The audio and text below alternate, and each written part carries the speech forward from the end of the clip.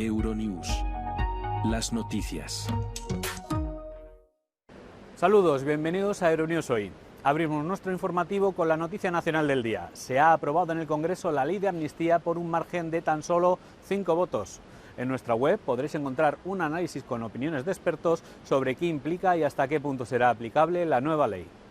Nos movemos a Gaza, donde los hutíes afirman haber derribado un dron estadounidense, algo no confirmado por el país norteamericano, que sí que ha afirmado detectar 2 misiles balísticos antibarcos disparados por los hutíes. En Islandia siguen la evacuación debido a la actividad del volcán de Grindavik. Israel toma el control de un corredor estratégico en la frontera con Egipto mientras los palestinos huyen de Rafah. El Congreso aprueba la ley de amnistía por un estrecho margen. Podría suponer el regreso de Carles Puigdemont a España. La extrema derecha alemana, blanco de acusaciones de espionaje a favor de Rusia y China, en plena campaña para el Parlamento Europeo. Se acentúan las divisiones sobre cuestiones migratorias en el seno del Parlamento italiano entre la mayoría gobernante y los partidos de oposición. La ciudad sureña de Rafah, en la Franja de Gaza, ya no es un lugar seguro para los palestinos. Los gazatíes han comenzado a huir de la localidad tras los últimos ataques israelíes a tiendas de campaña en los campos para desplazados que han matado a decenas de civiles. Desmontamos las tiendas para buscar un lugar más seguro. Nos dijeron que esta zona era segura y que no atacarían, pero luego nos bombardearon por la noche. Las tropas israelíes han tomado el control de un corredor estratégico en la frontera entre Gaza y Egipto, que según el ejército israelí escondía unos 20 túneles de contrabando de Hamas. Mientras tanto, en Tel Aviv, las madres de algunos de los soldados israelíes han protestado contra el gobierno de Benjamin Netanyahu, pidiendo el fin de la guerra. Al gobierno no le importa. No les importan las vidas de los rehenes. Y no les importan la vida de los soldados. Según el ejército, al menos 290 soldados israelíes han muerto desde el comienzo de la guerra. El secretario de Estado de Estados Unidos, Antony Blinken, ha prometido 125 millones de euros en ayuda a Moldavia para la seguridad energética, pero también para contrarrestar la desinformación rusa. Me complace anunciar que también dedicaremos 85 millones de dólares como parte del paquete de 300 millones para apoyar la infraestructura energética y para ayudar a mejorar cosas como el almacenamiento de baterías, así como las líneas de transmisión de alta tensión a las que ya hemos dedicado algunos fondos, lo que a su vez fortalecerá su resiliencia energética. El corredor de gas de Grecia a Moldavia también les ayudará a dejar de depender de la energía rusa. Desde que comenzó la guerra en Ucrania, Moldavia ha recibido más de 717 millones de euros en apoyo de Estados Unidos. Los rebeldes hutíes aseguran haber derribado un dron estadounidense. Los hutíes publicaron estas imágenes que aseguran se trata del momento en que un misil tierra-aire impacta en el dron MQ-9 Reaper sobre una región desértica de la provincia central de Marib, en Yemen. Ha sido el tercer derribo de este tipo de drones en mayo. Desde que los hutíes se apoderaron del norte del país y de su capital, Saná, en 2014, el ejército estadounidense ha perdido hasta ahora al menos 5 drones derribados por los hutíes. El Congreso de los Diputados ha aprobado la ley de amnistía. Con el aplauso de los líderes independentistas presentes en el hemiciclo y de la bancada socialista, el Gobierno y sus socios de coalición han celebrado que la norma salga adelante. A viva voz han votado los diputados hasta obtener un resultado muy estrecho. Una votación sin sorpresas más que esta. El grito de traidor al presidente del Gobierno después de que emitiera su voto. Esta norma facilitará el regreso de Carles Puigdemont, cuyos delitos cometidos en el marco de la Declaración Unilateral de Independencia del año 2017 han sido perdonados por el Gobierno español. Esto ha suscitado numerosas protestas en los últimos meses y duras críticas de la oposición. La duda es si la ley contraviene el derecho comunitario. En ese caso, la justicia europea podría anularla. Entre los independentistas consideran esta ley un triunfo. Se está ganando una batalla en el conflicto que existe desde hace siglos entre las dos naciones, la nación catalana y la nación española. Esta ley no es perdón ni clemencia, es una victoria democrática y colectiva. Todavía tiene que ser publicada en el Boletín Oficial del Estado cuando la sancione el rey. Bélgica se encamina hacia unas elecciones triples en las que los votantes depositarán sus papeletas para elegir un nuevo Parlamento Federal, parlamentos regionales y diputados al Parlamento Europeo, todo el mismo día. Millones de papeletas electorales ya están siendo empaquetadas y enviadas a todo el país. Esperamos que en el futuro las papeletas sean siempre de papel. Vimos el ejemplo de los Países Bajos, donde volvieron al voto en papel. Creo que en Valonia también han vuelto al papel porque mucha gente tiene miedo de la forma digital. Puede haber algunas infracciones en uno u otro sentido. También está el tema de los precios. Trabajar con el papel es más barato que la forma digital. Bélgica ha denominado estas elecciones como la madre de todas las elecciones. Se prevé que ganen los nacionalistas flamencos. En la mitad sur francófona Valonia, los socialdemócratas y la extrema izquierda han dominado la campaña.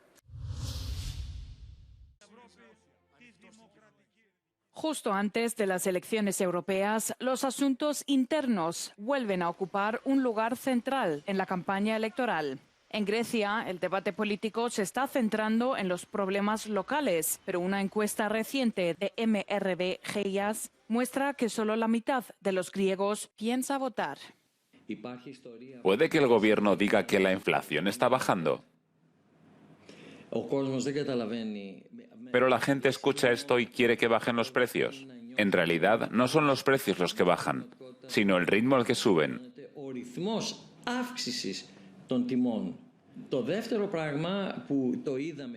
En segundo lugar, en estos criterios están las cuestiones nacionales y de repente, al mismo tiempo, tenemos a Erdogan diciendo sus cosas, Rama diciendo las suyas y Macedonia del Norte diciendo las suyas también. Esta reverencia en el norte es inquietante. El tercer criterio es la renta personal. Se podría decir que esto está entrelazado con la cuestión de los precios altos. Lo está, aunque la gente está diciendo ahora que no son solo los precios los que son altos, sino también sus ingresos que se han estancado.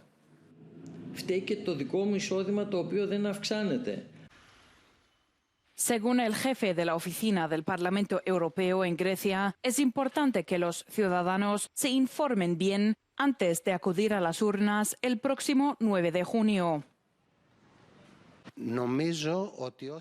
Creo que cuanto más conozca la gente el trabajo del Parlamento Europeo, más cambiarán sus criterios.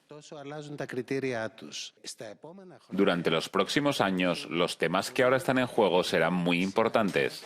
Vamos a ver si Europa conseguirá su propia capacidad defensiva independiente, cómo se apoyará el crecimiento industrial europeo, la respuesta europea a la crisis climática, cómo se mejorará la democracia y, en general, cómo mejorará la posición de Europa en el mundo. Πώς θα εμβαθυνθεί περαιτέρω η δημοκρατία και πώς θα ισχυροποιηθεί γενικότερα η θέση της Ευρώπης στον κόσμο. Οικονομία, μεταναστευτικό, εξωτερική πολιτική. La economía, la migración, los asuntos exteriores, la defensa y seguridad común y la justicia son los temas locales y europeos que llevarán a los griegos a las urnas el 9 de junio. Pero lo más importante es que los 21 representantes elegidos de Grecia estarán junto a sus colegas del resto de los Estados miembros para las cruciales luchas que se avecinan durante los próximos 5 años.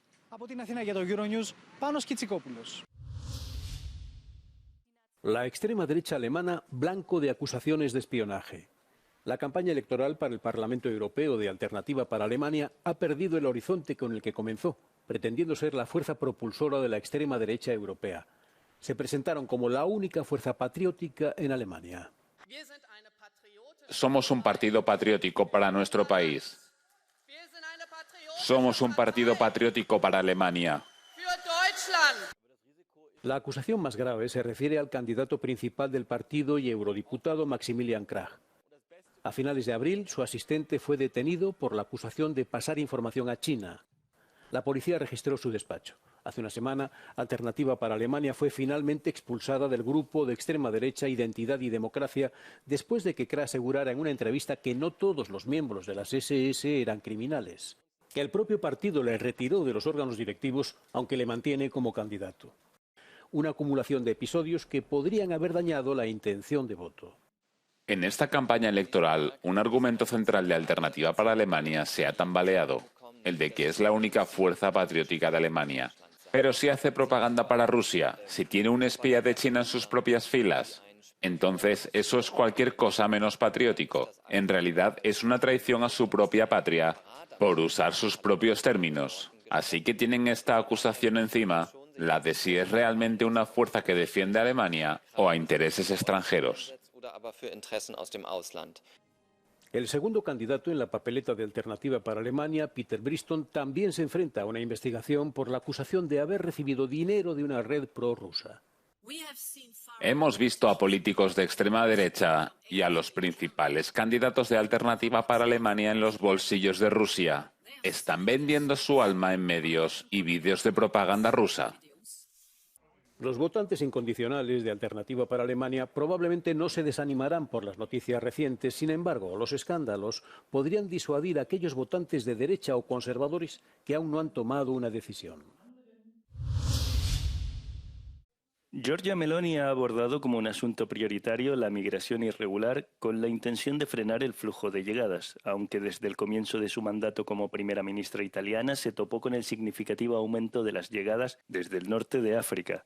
Al lanzar la campaña electoral europea de Hermanos de Italia, se atribuyó, sin embargo, el mérito de haber cambiado la actitud de Europa hacia la migración. Y los datos oficiales del primer trimestre de 2024 muestran que el número de llegadas se ha reducido a más de la mitad respecto al mismo periodo del año pasado.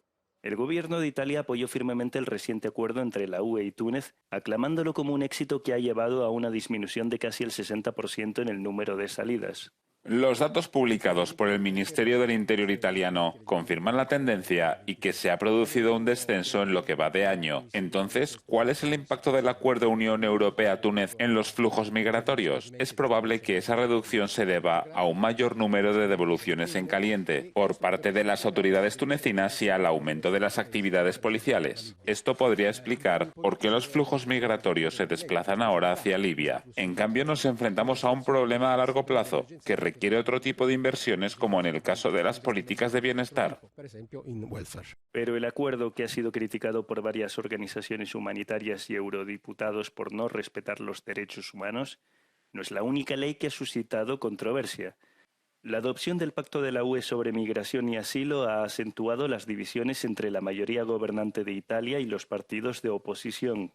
La externalización del control de fronteras no tiene sentido. Lo que necesitamos son vías legales que estén reguladas de forma que permitan a la gente viajar de forma digna. Al hacerlo, pueden ser útiles para nuestras economías y nuestros sistemas sociales. Europa tiene tanto las normas como la visión política para lograrlo. Creemos que la migración es uno de los retos más importantes. Defendemos la defensa de nuestras fronteras y la creación de asociaciones con los países de tránsito, mecanismos de migración legal, el refuerzo del papel de las agencias de la Unión Europea que se ocupan de la migración y, más en general, la aplicación de un plan más amplio para África que permita el desarrollo del continente. Las divisiones en el Parlamento italiano también se han avivado tras el llamamiento del gobierno a ampliar la externalización de las políticas de asilo con medidas como el protocolo firmado entre Italia y Albania.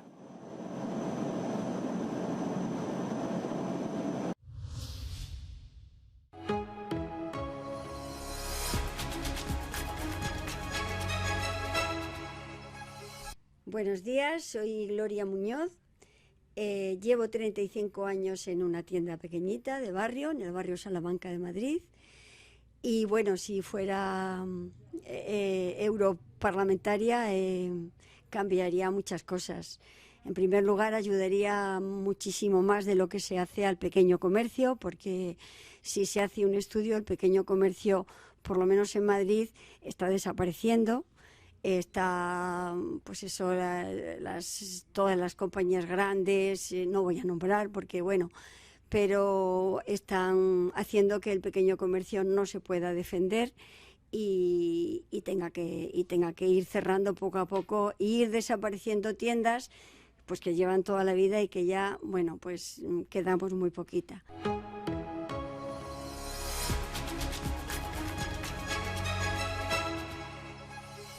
Hi, I am Marta Barandi, candidate for European elections. Hola, soy Marta Barandi, candidata a las elecciones europeas con For You.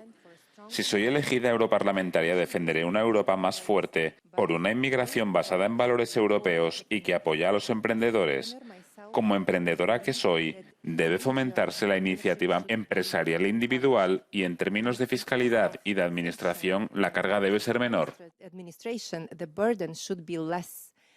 Y por supuesto, la justicia social para los empresarios debería ser la misma que para los asalariados. Deberían tener los mismos derechos que los asalariados cuando pierden sus negocios. No es justo que los emprendedores que crean puestos de trabajo y que dan valor a la sociedad estén en peores condiciones que los que son asalariados.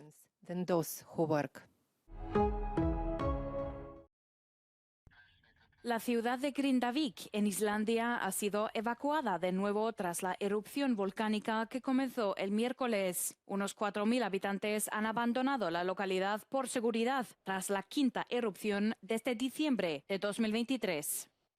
La evacuación ha ido muy bien, aunque hubo 3 personas en el pueblo que no querían abandonar sus casas, pero a medida que pasaba el día fueron abandonando la ciudad. La erupción es la más poderosa desde que se volvió a activar el sistema volcánico de Islandia hace 3 años. El país sufre erupciones periódicas y tiene experiencia en lidiar con ellas. A día de hoy tiene más de 30 volcanes activos, pero su sistema volcánico, llamado Svartsengi, estuvo inactivo durante casi 800 años antes de volver a despertar.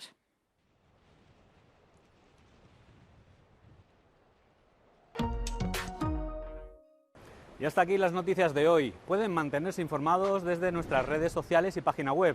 No olviden suscribirse a nuestro canal de YouTube para no perderse ningún Euronews Hoy. Para terminar, os dejamos con un vídeo no comment en el que podremos ver todo el proceso de creación de papeletas y empaquetado de cara a las próximas elecciones europeas en Bélgica.